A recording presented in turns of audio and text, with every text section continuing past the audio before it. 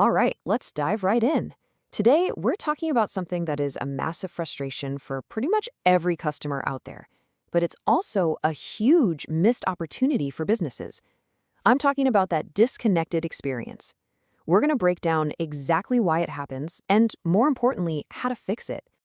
I mean, you know the feeling, right? You spend 10 minutes explaining your issue to a chatbot, then you have to call customer service and repeat the entire story from scratch. And then if you go into a physical store, forget it. They look at you like you're from another planet. It's like you're dealing with three totally separate companies. That's the disconnected mess we're here to solve. So the solution to all that frustration actually has a name. It's called multi-channel integration. And look, I know it sounds like another corporate buzzword, but trust me, it's not. It's a real strategy for turning all those separate, annoying conversations into one single, smooth journey for your customer. So here's the bottom line. It's all about making sure your website, your call center, your physical store, and even your social media team are all on the same page. It's like they're all reading from the same script. The big goal here is consistency, plain and simple. So the customer feels like you actually know them and value them, no matter how they decide to get in touch. Okay, let's use a bank as an example. Picture this. You transfer some money on their mobile app. Then you call them up to ask about a weird fee. A little later, you walk into a branch. Now, if you have to explain everything from square one every single time, it's a nightmare. But what if that person in the branch could pull up your account and see your app activity and the notes from your recent call? Suddenly, the conversation is fast, it's helpful, and it actually builds trust. That is integration in action. So, how do you actually get this right? Well, it really boils down to understanding two key things. First, all the different channels you're using to talk to people, and second, the actual path your customer takes when they're dealing with you. Let's break both of those down. Okay, so as you can see, there's no magic bullet here, no single best channel. Your Salesforce? Amazing for those really complex one-on-one conversations, but man, they're expensive. E-commerce? It gives you that 24/7 global reach, but it's not so great for hammering out a tricky negotiation. The real secret, the key to the whole thing, isn't picking a winner. It's about making them all play together nicely. And you've got to apply this strategy across the entire customer relationship. This is so important. It isn't just about that one moment when they click buy. It starts way before that, in the pre-sale stage, when someone's just browsing your site or seeing your stuff on social media. It goes through the sale itself, of course. But, and this is the part a lot of people forget, it extends to everything that happens post-sale. All the support, the service, the follow-up, that's all part of the journey. And this, right here, is the ultimate payoff. I love this idea of an emotional reservoir of goodwill. Think about it. Every single time a customer has a smooth, positive interaction with you, doesn't matter if it's online, on the phone, or in person, you're basically making a little deposit into this goodwill account.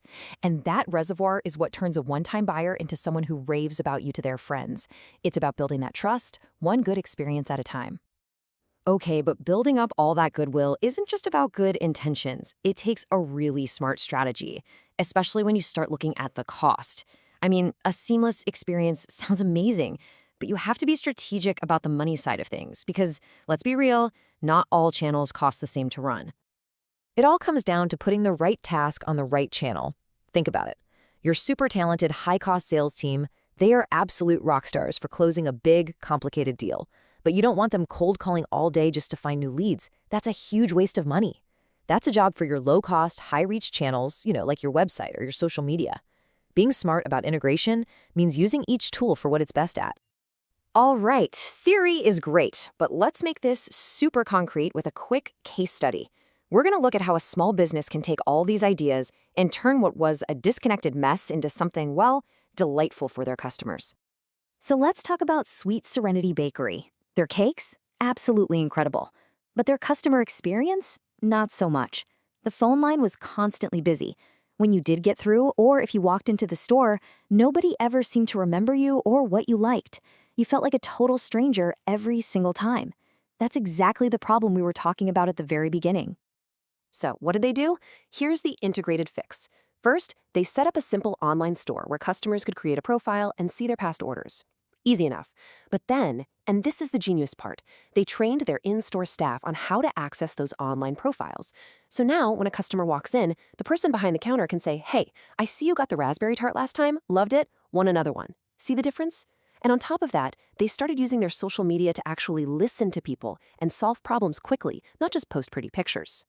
And the results of all this? A 40% increase in repeat customers. That is huge.